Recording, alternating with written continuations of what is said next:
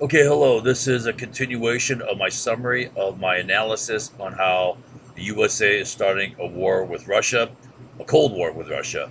And we've been examining the Industrial Revolution to get a better understanding as to why wars, including Cold Wars, are so profitable. And to better understand the Industrial Revolution, we're breaking it up into 8 stages.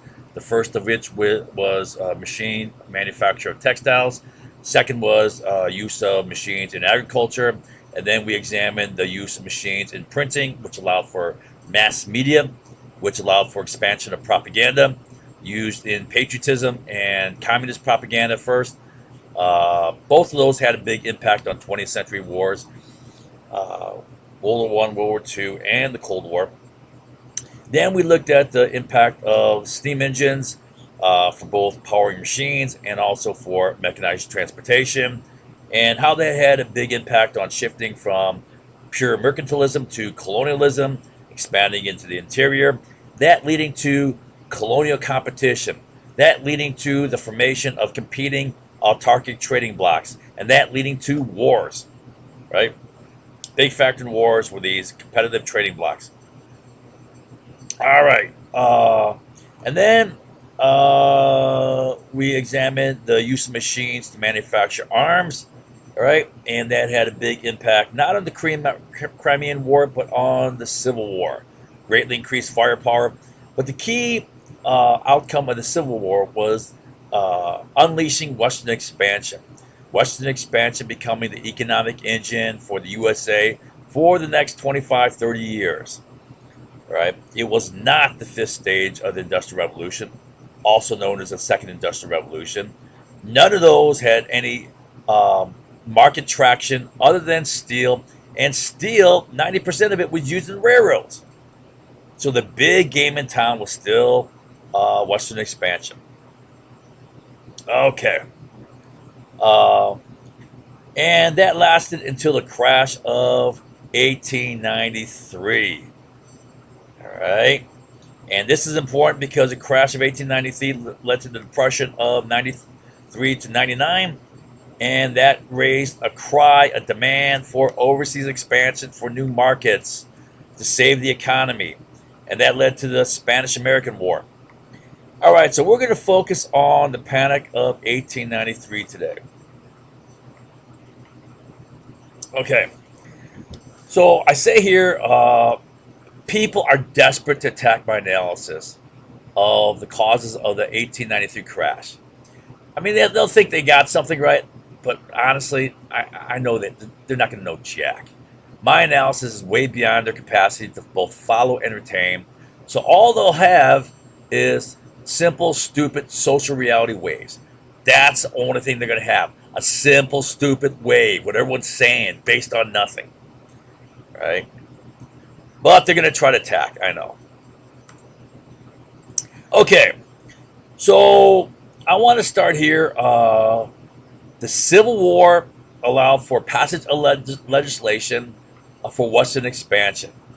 Plus, combine that with Indian wars. These two combined to result in rapid Western expansion. Right? Not only did you have to have the financial means, you had to have the wars to remove the Indians, right? Because you had to produce on the land to support the railroads, and you can't produce on the land if the Indians are occupying it. So rapid Western expansion resulted in speculative railroad and land development, right? Uh, and speculative development resulted in overproduction, too much production capacity, right? And that led to falling prices. EF. Also, during the early Industrial Revolution, there was only very limited rudimentary technologies. It wasn't very sophisticated back then. And because of that, there was a paucity of commercial applications, which meant there was limited products. With limited technologies, you had limited products, and that limited opportunities. So um, there was heavy investment in railroads and Western expansion. Plus, they are over leveraged. That's another problem. Uh, uh, EFG. All right. Now, limited opportunities led to market saturation, right? Overproduction and overinvestment led to market saturation. Um, EFGH. Okay. And also increasing use of machines in production, right? Increased production volume. That led to overproduction. Another is improved resource production techniques in agriculture, mining, livestock. All right. That led to overproduction, and then increased transportation infrastructure, increased ability to get it to market, increased supply availability. That's overproduction, right? All of this leading to falling prices. Falling prices causing businesses to fail, right? Now, remember the land grant colleges, the Morrill Act, right? And that created all these A&M schools. A&M stands for agriculture and mechanical. So those are the two focuses. Focus on improving resource production, agriculture, livestock, and mining. Mechanical, improved transportation infrastructure, right?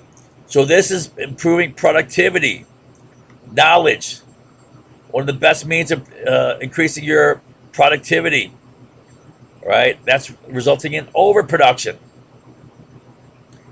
HIJKL. Now, another factor that led to overproduction was foreign competition, right? Uh, Foreign competitors importing into the United States. So, increased foreign competition, one, that decreased our exports and decreased our inflow of gold, right? But you had European wheat crops, improving, right? Rise of Egyptian and Indian cotton sales, European colonial expansion, and increased resource production. All right, so as we were expanding west and accessing our resources, well, the Europeans were expanding into their colonies, doing the same thing, making more resources available. All right, so overproduction led to falling prices. Falling prices caused farms and businesses to fail. Right, with falling prices, if they could not make enough money, right, they couldn't pay back the loans. They failed. Okay. Oh, now another cause for falling prices was deflation. Right, deflation is prices falling, and that's caused by the value of money going up. As the value of money goes up, well, you need less money to pay for things, so prices fall. Okay, and that deflation was caused by a money shortage. If money is short, then each dollar is more valuable. Right? There's higher demand. There's scarcity that causes the value to go up. Right? Now, what caused the scarcity of money? Well, one of them was the gold standard. Right? Money supplies limited to the supply of gold when you're on the gold standard. And there were few new discoveries in the late 19th century. The cyanide process did kick in, but it kicked in late in 1887, which improved the extraction of gold, micro amounts of gold from gold ore sources. Uh, and then you had rising number of nations on the gold standard. Pretty much all the European nations raced to join the gold standard, including the United States. Right? Now that created higher demand for money, right? And higher demand for money higher demand for gold increased its value. All right. And also at the same time, you had growing economies. Economies kept growing. Money supply didn't grow. So as the economies grew, that meant the volume of transactions grew. As the volume of transactions grew, that means you had a higher demand for money, right? With a higher demand for money and a scarcity of money now, right? Money value goes up, and that causes deflation, right? Which causes falling prices, which kills businesses, right? Deflation is bad, as inflation is bad. They're both bad, right? Now, another factor that caused a shortage of gold was the Sherman Silver Purchase Act, right? So there was a shortage of currency, and in the late 19th century, there was a large outcry, especially among farmers, for the monetization of silver. They wanted a bimetallic system, both gold and silver, right? And the Sherman Act attempted to appease them, to quiet them, but it backfired because it resulted in what's called Gresham's Law, right? Gresham's Law is the idea that bad money will drive out good money. And the idea is this, right? So you got two metals serving as species for a currency, a common currency. In case of the United States, it's the dollar. Now, silver is cheaper, was cheaper than gold per dollar. So what people did is they would purchase silver or acquire silver, maybe mine silver, all right? And then they would exchange that for dollars. And with those dollars, they would then purchase gold dollars, right? And they would melt down that gold and sell that on the market to make money, right? It was a form of arbitrage, right?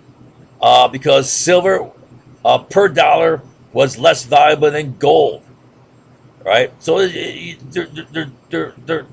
they're not really producing anything. They're just exchanging silver for gold. And what happened was gold was depleted from the money supply. So that depleted the money supply, right? All right. That's one of the things. Okay. Now, another thing that happened was there was a recession in Europe, and there was also a Barings Bank crisis. That was a bank, I believe, in Argentina. It was highly leveraged out on, I believe, the wheat crop, and it failed. Anyways, these two combined to have a big London panic, a big financial crisis, a big capital crisis, capital shortage. So, in response to this, what they did is they sold off all the U.S. securities, all the U.S. stocks and bonds, right? Sold them off, right? To get gold. In a sense, it was a flight to security, but it was an attempt to get gold, to get cash, to get liquidity for their crisis. They needed some liquidity, right? So they're selling this off, all right? Now, the outflow of gold caused a money shortage, right? Gold's being drawn from our system. Gold is money when you're on a gold standard.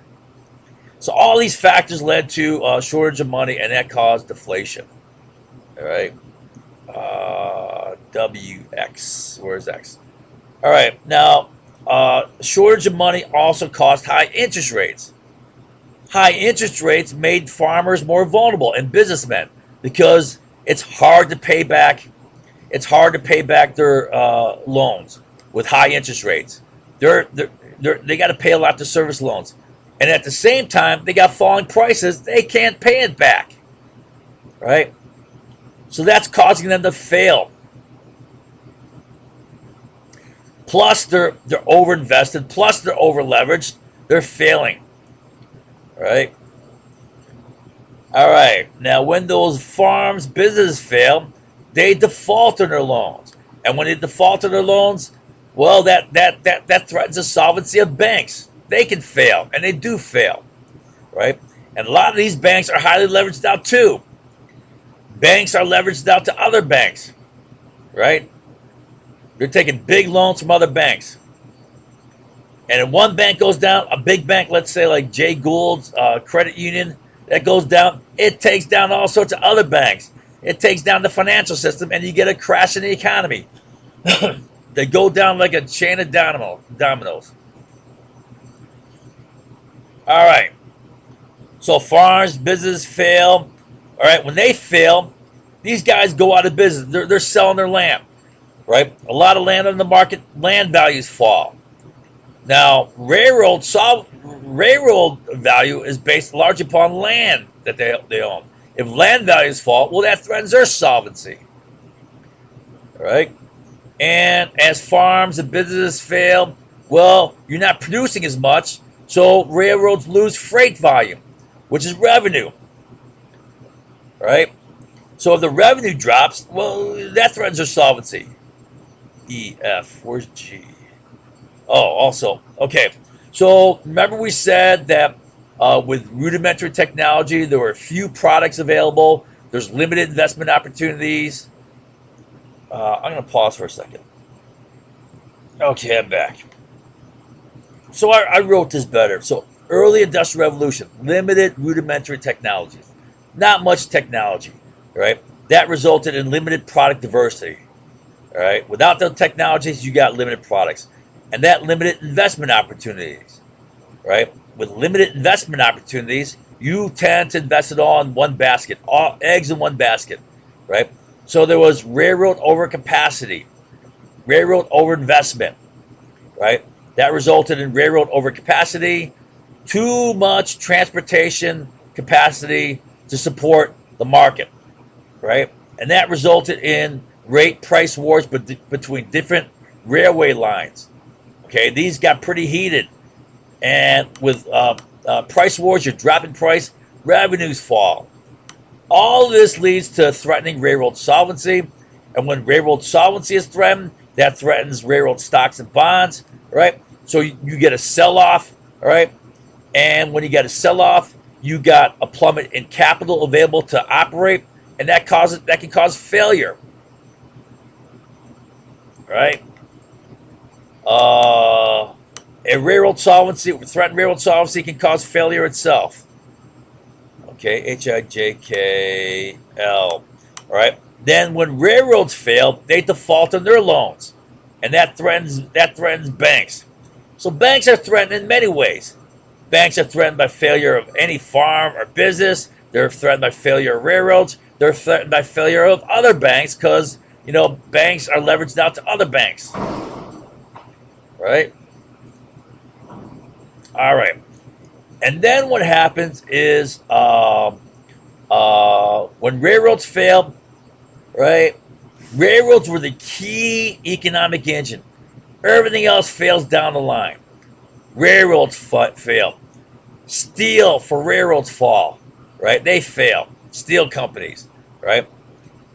Coal companies, iron ore companies, train manufacturing, locomotive manufacturing, steam engine manufacturing, rail car manufacturing, all right? Lumber for rail ties, all right? All the businesses that support the growth and development of Western expansion towns, right? You know how those were a big source of urban development. All the little towns you got to build every 20 miles, right, along the railway. Well, you're losing all that, right? Plus, all these people here are losing their purchasing power, right? It's a big combined. They're going down all together. It's an integrated combined thing, and it's all crashing together. And when you get a ripple effect throughout the whole economy, they're all tanking. All these businesses tanking, right? For example, in the 1893 crash, 50 railroads failed, 30 steel corporations failed, 4,000 banks failed, 15,000 businesses. All right. Now, when they're all failing, that causes financial panic. Right. And a key failure was the National Cordage Company, rope manufacturer. I forget the exact reason why, but this was kind of a key trigger that triggered a sell-off in Wall Street, right? And created a financial panic, and that caused the stock market to crash. When everyone's selling off, stock values plummet, and so you got a big security sell-off, all right? QR. Also, with the financial panic, you had runs on banks, and runs on banks, especially before the days of FDIC, the Federal Insurance Deposit Credit Insurance, FDCI, or whatever it is. You had runs on banks. That caused banks to fail. They'd run out of cash. Plus, back then, they didn't have much reserve requirements. They didn't have that 10% reserve requirements. All right? They're over leveraged. right? Remember I said they're over leveraged. They loan out everything they got. So when you got to run in the bank, they go under fast, right? When banks go under, then all capital dries up.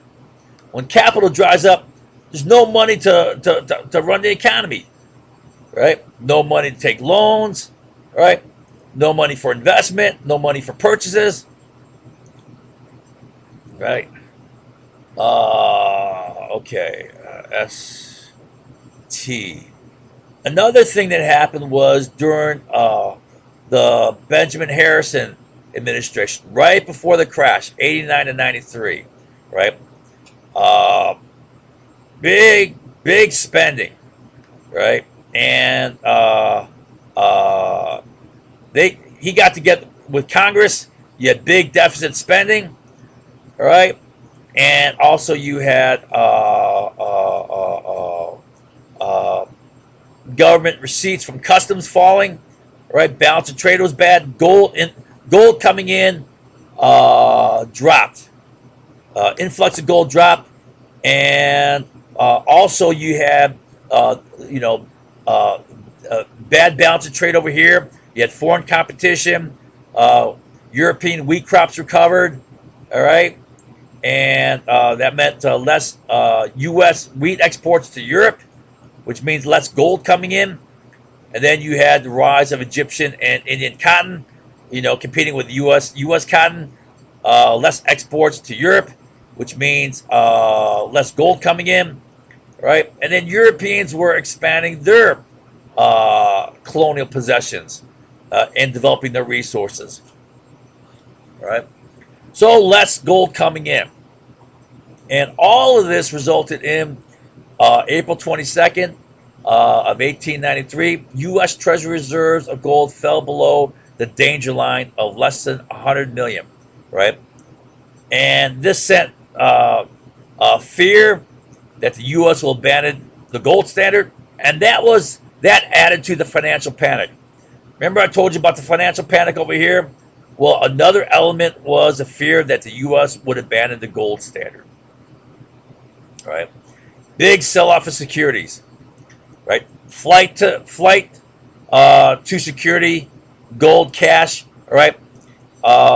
They're pulling money out of the market. They're pulling money, capital. And flight to security is you hang on to that cash. So that cash is not being used to drive the economy.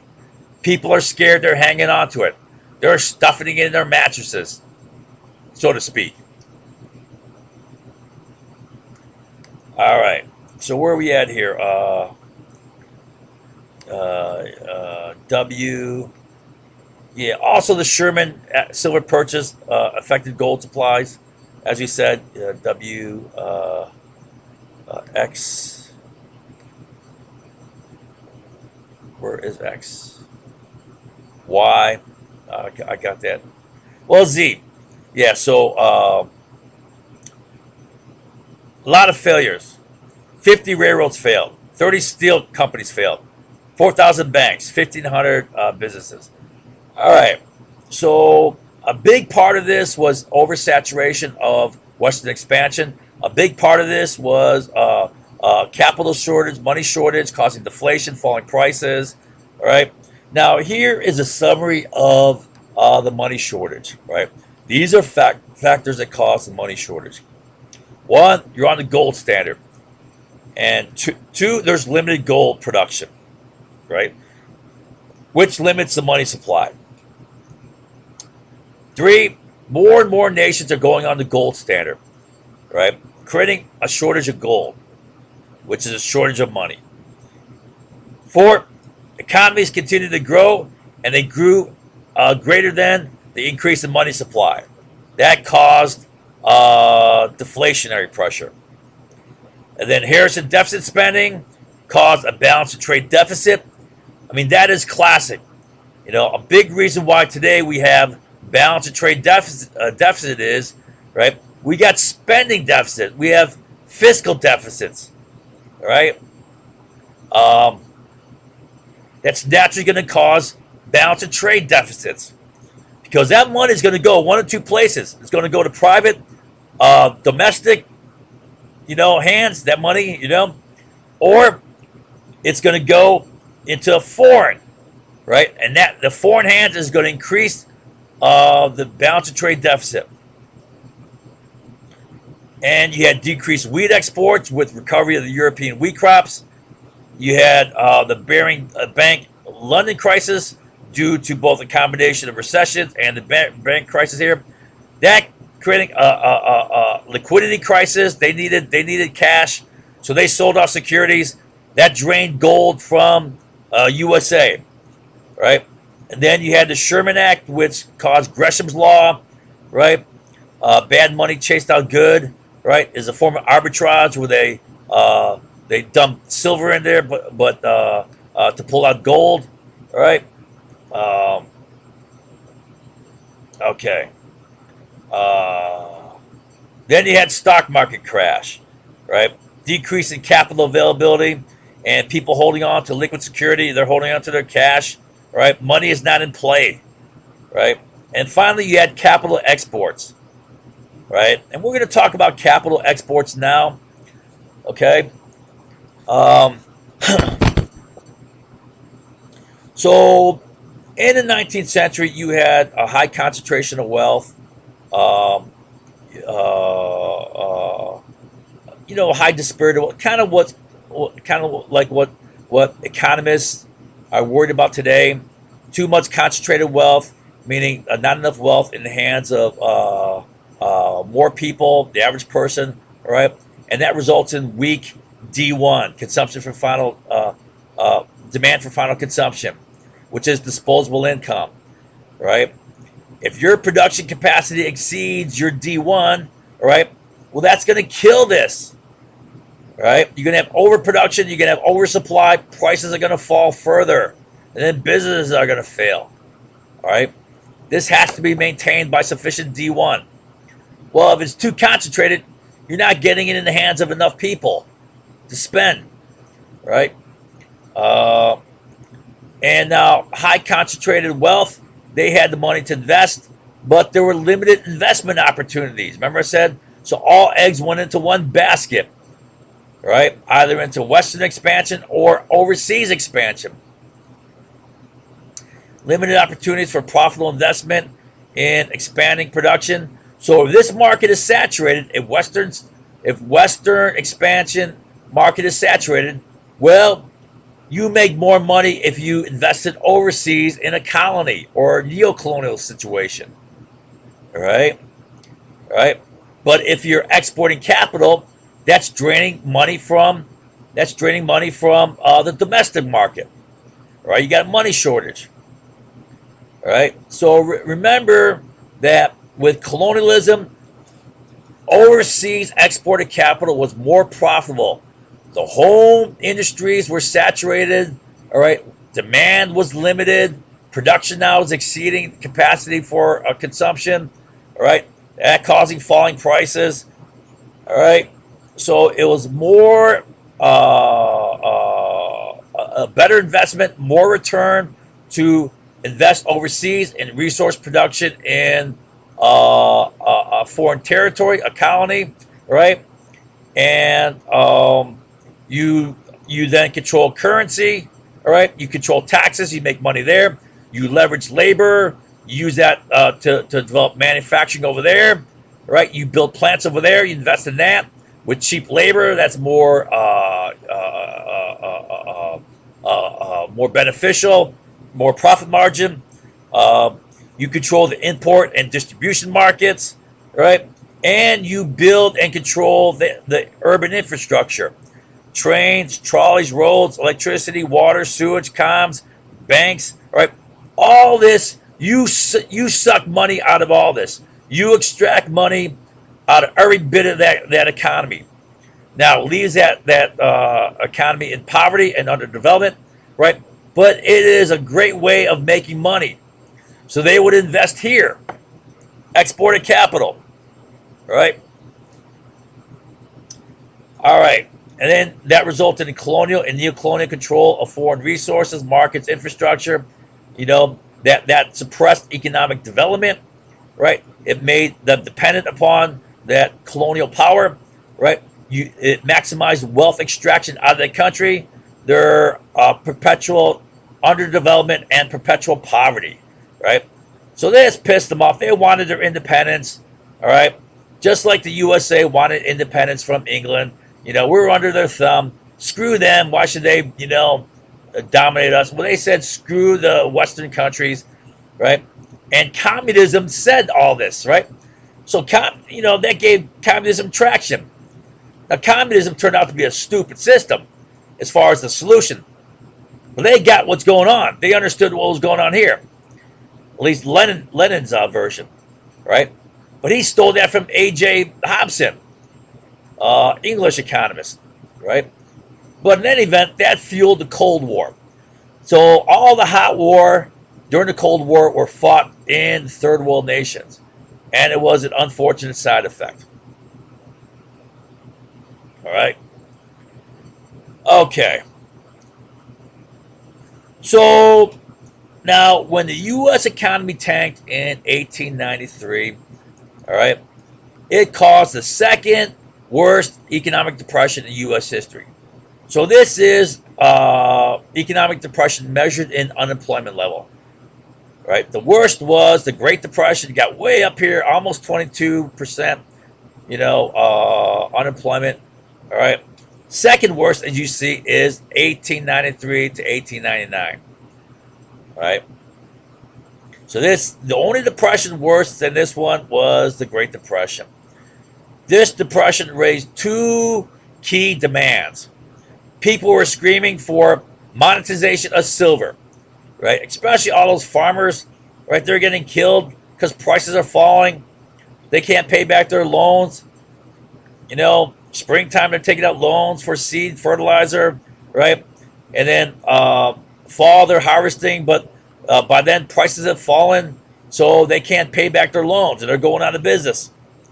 Farmers were highly vulnerable.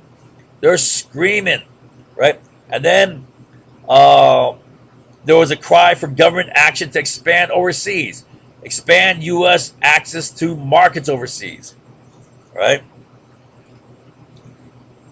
McKinley would say commerce would follow the flag. All right.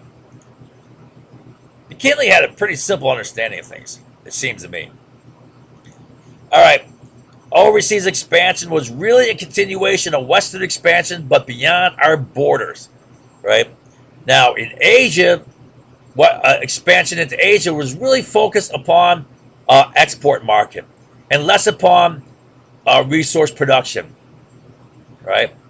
The only territory we colonized was Philippines, but that was primarily for naval base, power projection, to demand our stake in the Asian market. All right. In American expansion into Latin America and the Caribbean, it was for both resource production, control of their resources, right, producing their resources, and controlling their markets, and controlling their whole damn economy as well through this. I mean, this is their whole damn economy right here. They're controlled. So a foreign power controls the whole damn economy of another nation. Well, of course they're going to want their independence. They don't like that. All right. Now, the Spanish-American War was USA's expansion into the Pacific. Okay. And below is a sample of the many calls for overseas expansion. I don't want to read this whole damn list. Right. I want to try to pick out a few. Right. So look at this list. All these were calls for overseas expansion. Right. All these people. All this stuff here. All right. They're all calling for we need foreign markets. We got to expand overseas. We got to go into Asia. We got to go into Latin America. We got to go into the Caribbean. All right. And I'll just read you a sample. I'll start with Secretary of State Seward because, even though he's well before the Spanish-American War in 1893 to 98, all right, Well, he kind of understood the whole deal here, and this kind of lays it out.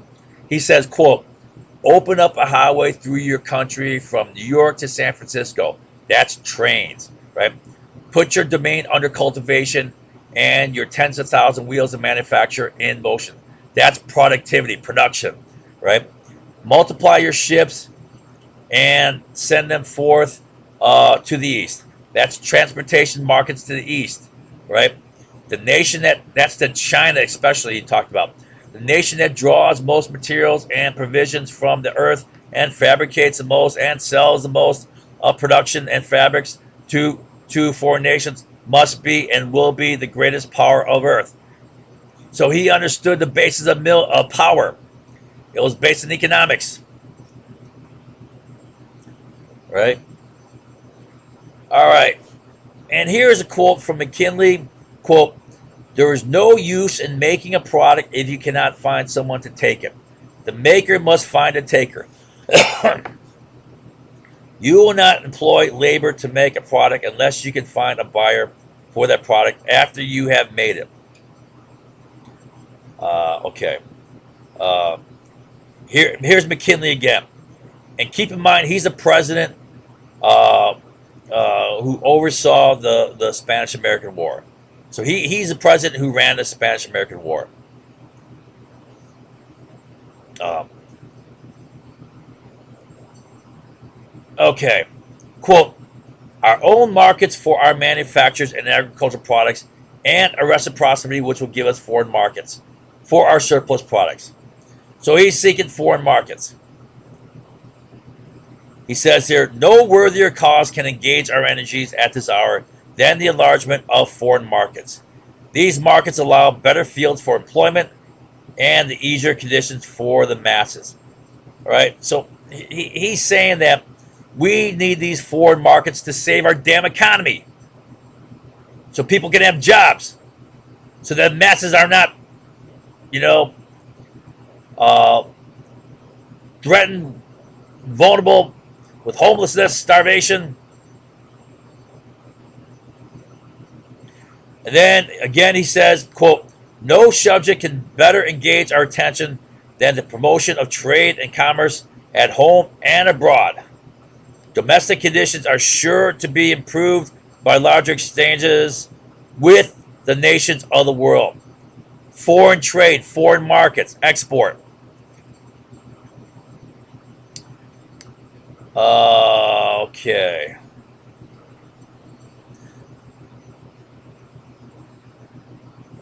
So McKinley warned about present insufficiencies for reaching desirable markets. We need foreign markets.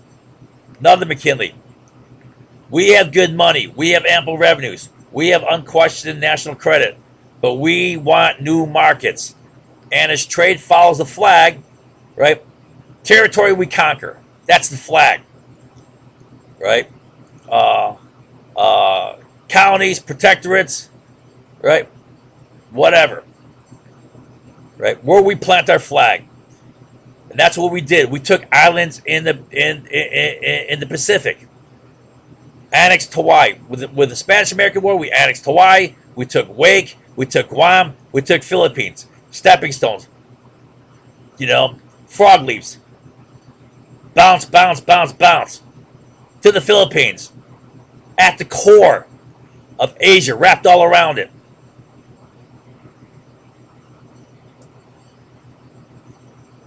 Okay. Now here's a quote from Harrison, President Harrison. The search for foreign markets dominates administration's foreign policies. We do not mean to be content with our own market. We should seek to promote closer and friendlier commercial relations with the Central and South American states. All right. So remember I told you how the Democrats focused on expanding trade, export to Latin America and the Caribbean, and Republicans tend to focus on expanding trade with Asia, particularly China and Japan. Well, the Spanish-American War supported both, as I'll show you in the next lesson.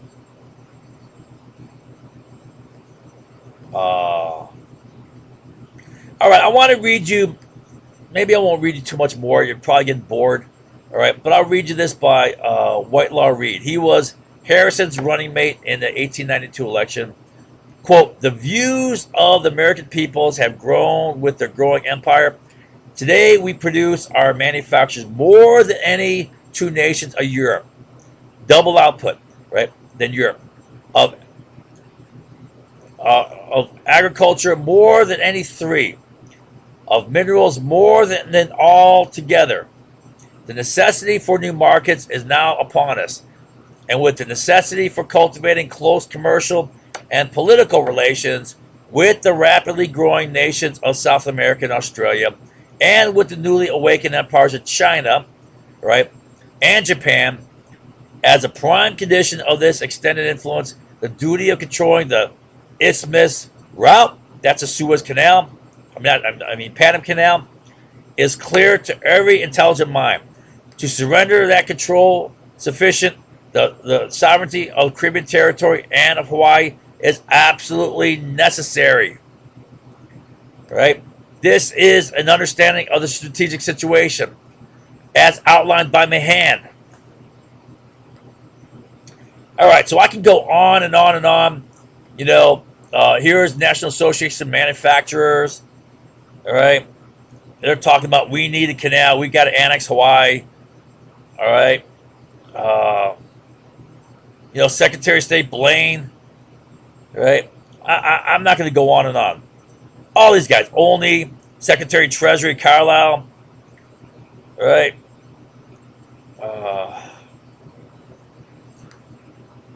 On and on and on. I can keep going,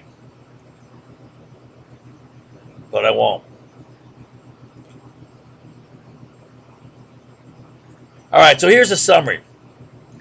The U.S. Civil War unleashed Western expansion economics, which then served as the primary economic engine for the U.S. economy for the next 30 years. And then the economy tanked with the crash of 1893. The two key causes of the 1893 crash was saturation of Western expansion and tight money caused by deflation. Both worked hand in hand, as I showed you. Right? I'm not going to explain it all again. The foreign financial crisis also contributed with a withdrawal of capital gold money, right, to support their liquidity crisis. Right? However, there were many other causes for the shortage of money. Right? I'm not going to read all these again. Remember, gold standard, limited gold production, capital export was the last one. Now, key thing is,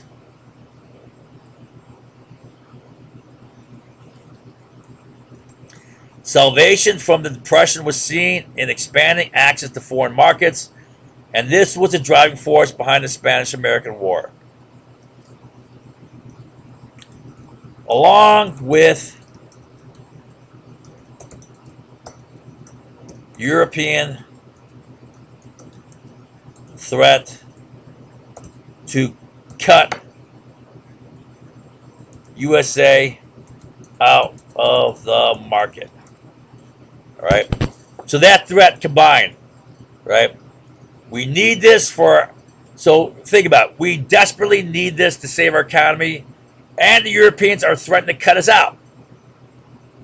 Both of those were motivations for the Spanish-American War. All right. That's that lecture.